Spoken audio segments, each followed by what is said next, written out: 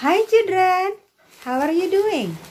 Hari ini Miss Enal sedang baca koran.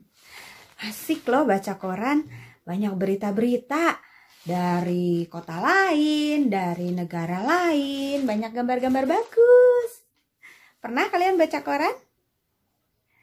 Yuk, sekarang kita sama-sama lihat cerita tentang koran ya.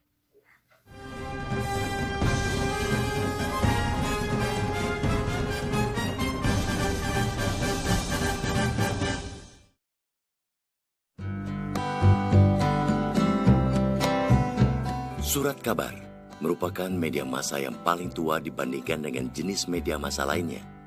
Ia tak hanya sekedar lembaran tercetak yang memuat peristiwa yang terjadi di masyarakat, namun ia sekaligus sebagai pencatat sejarah perkembangan kehidupan bangsa.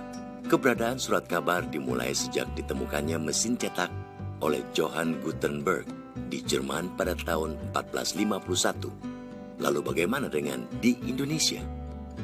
Di Indonesia, perjalanan surat kabar dilalui dengan proses yang panjang dan penuh perjuangan dari masa ke masa.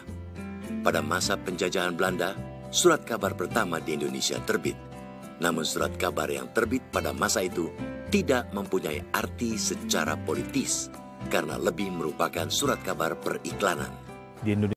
Memasuki abad 18, terbitlah surat kabar resmi kedua era pemerintahan Hindia Belanda, Bataviase Koloniale Koran. Koran ini masih dalam bentuk teks tulisan tanpa gambar dengan kualitas kertas jauh dari sempurna. Di masa penjajahan Belanda dan Jepang, surat kabar telah menjelma sebagai alat pemersatu bangsa menentang segala bentuk kolonialisme dan imperialisme. Ia kobarkan semangat melalui tulisan dan ia bangunkan kesadaran melalui pemahaman terhadap bacaan agar rakyat lebih tahu dan mampu mengambil langkah lebih bijak dalam situasi penjajahan kolonial. Perkembangan teknologi mau tak mau memacu manusia untuk selalu memperbaiki diri dan beradaptasi dengan lingkungan sekitar.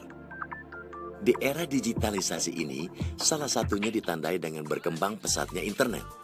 Perkembangan internet ditandai dengan lahirnya surat kabar digital.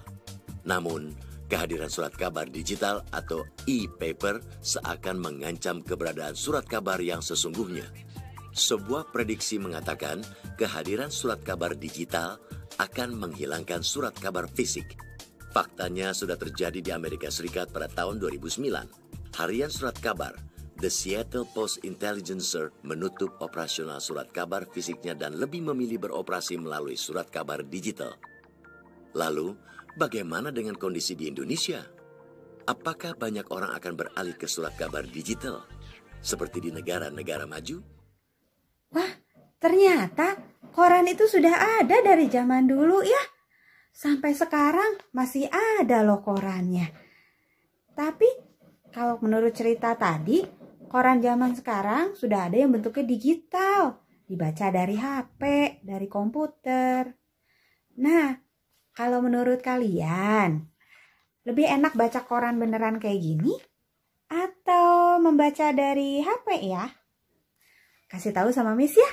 Nanti tolong direkam videonya. Bilang sama Miss, kalau kalian lebih suka membaca dari mana?